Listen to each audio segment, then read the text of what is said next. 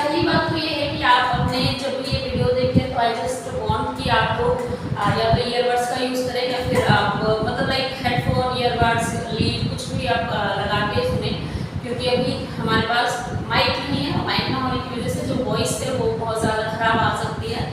तो आप hand free लगा लीजिए या ईयरबड्स का यूज़ कर लीजिए या फिर वॉल्यूम थोड़ा कम करके सुनिए, राइट? तो आपको कंफर्टेबल लगेगा। एंड आई नो कि ये बहुत दिन में बन रही है क्लास, बट एक्चुअली कुछ हैं जिनकी वजह कुछ तकलीफें हैं, कुछ परेशानियाँ जिनकी वजह से कंटिन्यूसली वीडियोस नहीं आ पा रही है और अभी माइक का भी इशू आ रहा है। सो देखते हैं जल्दी से रिजॉल्व कर लेंगे इन सभी इशूज़ को भी। बट चलिए स्टार्ट करते हैं, जब भी समय मिल गया है तभी कर लेते हैं क्लास। सो हम पढ़ेंगे रीजनिंग में एनालॉजी, राइट? जो हमने कोडिंग और डिकोडिंग पढ़ी है, जिस फिश के जो उसमें समझाया गया था जो वे है, उसको अगर आप याद कर लेते हैं तो आप कोडिंग और डिकोडिंग को बहुत अच्छे से कर पाएंगे। लाइक आपके 2 नंबर 4 नंबर जितने भी आने हैं उस क्वेश्चन से आपके क्लियर होंगे, उसमें आप पढ़ोगे, राइट? बहुत ईजी है वो, बहुत ही ज़्यादा ईजी बेसिकली बोला जाए तो। So we are going to start reasoning and it is for every exam which had like which combined with reasoning syllabus, right? जिसमें भी reasoning का syllabus है उसमें definitely आएगा। कुछ questions लेके आए हैं previous year के, so we will discuss it and solve it. Okay, so the topic is reasoning. Okay,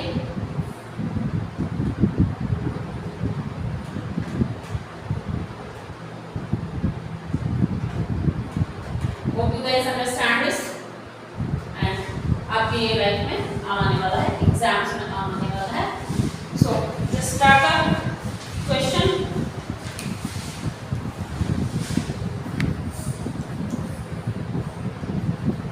I have few questions regarding reasoning. So previous year में आए हुए क्वेश्चंस हैं जो भी मैं लेके आई हूँ, मैंने क्वेश्चंस लिख लिए हैं।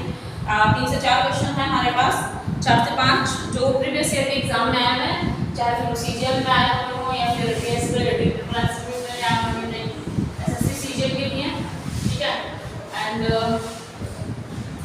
आपके के भी काम आने वाले हैं ये। देखिए यूपीएससी का लेवल थोड़ा हाई हो जाता है, आप उसमें यूज़ कर सकते हैं, इसका लॉजिक यूज़ कर सकते हैं। डेफिनेटली ऐसा नहीं है कि इसको पढ़ने वाला तो नुकसान होने वाला है। एंड अगर आप पीजीटी या फिर टीजीटी की प्रिपरेशन कर रहे हैं उसमें भी आपको ये काम आने वाला है, केवीएस में आपको काम आने वाला है। सो अगर सीएचएसएल की बात करें तो सीएचएसएल में भी आपको काम आने वाला है, ठीक है? तो इन सभी चीज़ों में आपको ये काम आ जाएगा। ओके, स्टार्ट करते हैं हम। पहला क्वेश्चन है हमारे पास। सो जो हमारा पहला क्वेश्चन है वो ये है, क्वेश्चन नंबर 1 क्या दे रखा है? 2 दे रखा है, उसके बाद 5 दे रखा है और उसके बाद दे रखा है अगेन 5 और जो उसके अगली डिजिट है वो पूछ लीजिए, ठीक है? कोई दिक्कत कोई परेशानी मेरे हिसाब से आपको नहीं होगी। सो मैं 1 मिनट देती हूँ आप सभी को, पहले करने की कोशिश करिए आप समझने की, क्योंकि ऐसे क्वेश्चंस करा चुकी हूँ मैं ऑलरेडी।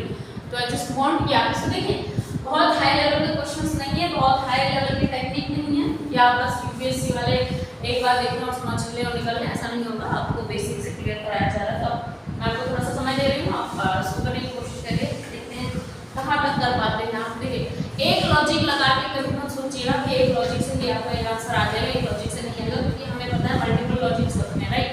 तो पहला लॉजिक आप अगर सोचो उसी से आंसर आ जाएगा तो ये पॉसिबल नहीं है।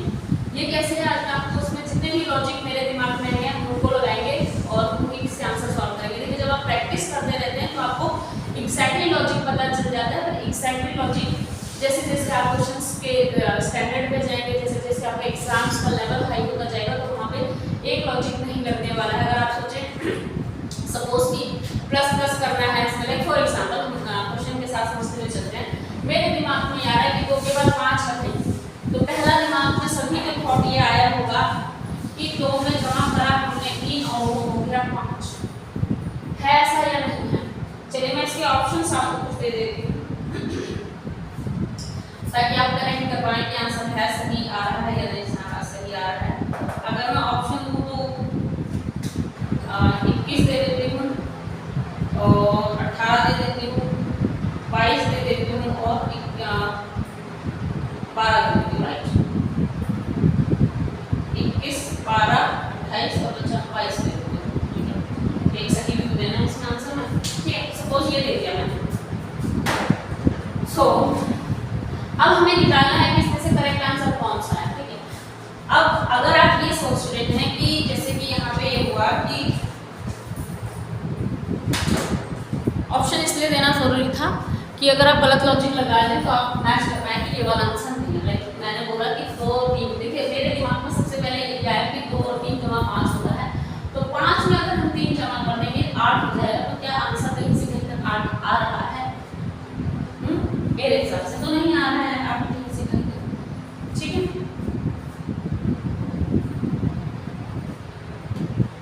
अगर आ रहा है तो बता सकते हैं आपको। अब इसके अलावा आपके दिमाग में और भी क्वेश्चन आ सकते हैं। 2 दूनी 4 है ना, आपके दिमाग में ऐसा आ सकता है 2 गुणा 2 जमा 1 बराबर 5। तो क्या मैं 5 गुणा 5 करती हूँ 25 हो जाएगा, और जमा के 1 करूँगी तो क्या 26 नहीं हो जाएगा आंसर? क्या ये करेक्ट होगा आंसर? नहीं। लॉजिक लगाना, देखिए लॉजिक आपके दिमाग में कोई भी आएगा, जो लॉजिक यहाँ अप्लाई होगा सेम लॉजिक वहाँ पे अप्लाई होगा। ये बात मुझे याद रखना, ऐसा नहीं कि वहाँ जाके लॉजिक चेंज हो जाएगा। बट देखिए लॉजिक तो ये वाला भी आया ना दिमाग में, हमें 5 तो हम ऐसे भी लिया है ना, 2 जमा 3 5 कर दिया, 2 गुणा 2 जमा 1 5 कर दिया, पर क्या यहाँ पे सुटेबल बैठ रहा है? देखिए अगर आंसर हमें ऑप्शंस नहीं होते तो हम शायद इसके साथ चले जाते, राइट।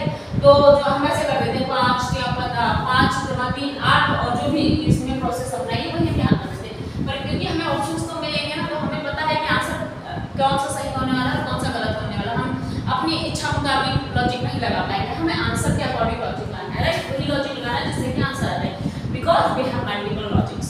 सो तो क्या ये वाला लॉजिक सुटेबल बैठता है? 2 गुणा 2 जमा 1 वाला 5। तो इससे क्या अगर मैं ऐसे 5 गुणा 5 25 जमा 1 तो 26 हो जाएगा। तो 26 तो आंसर में कहीं से कहीं तो मुझे समझ नहीं आया। सो अगला ऑप्शन क्या हो सकता है? देखिए थर्ड ऑप्शन और क्या दिमाग में आता है? 2 और 3 जो 5 है वो क्या है? इसका जोड़ है 2 और जमा 3 बराबर 5, ठीक है।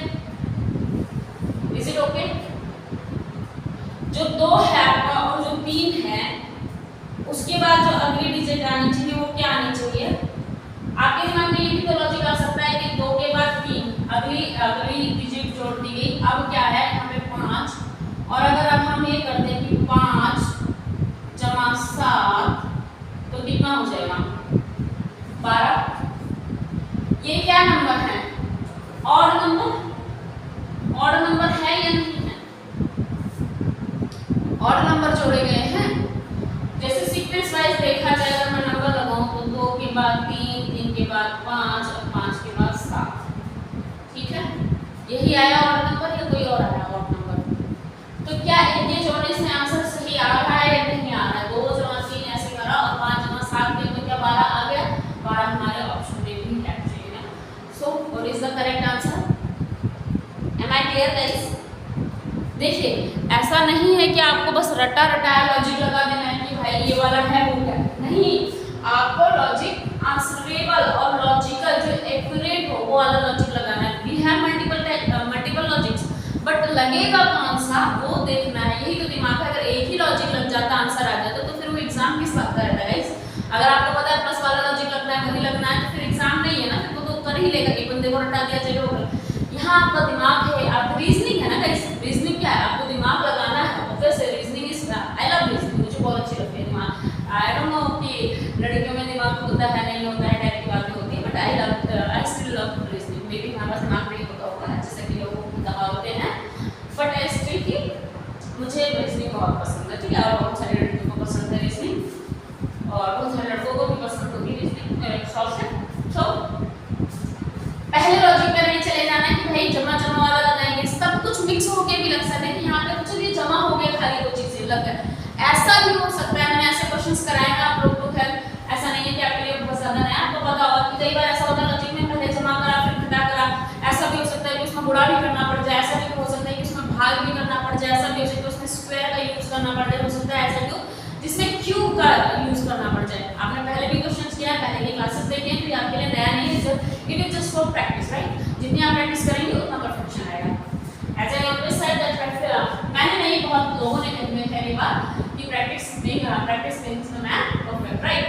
तो आप लोगों को भी समझ आ ही जाएगा कि practice makes the man perfect. So okay, let's start the new question. And मेरे पास है अगला क्वेश्चन.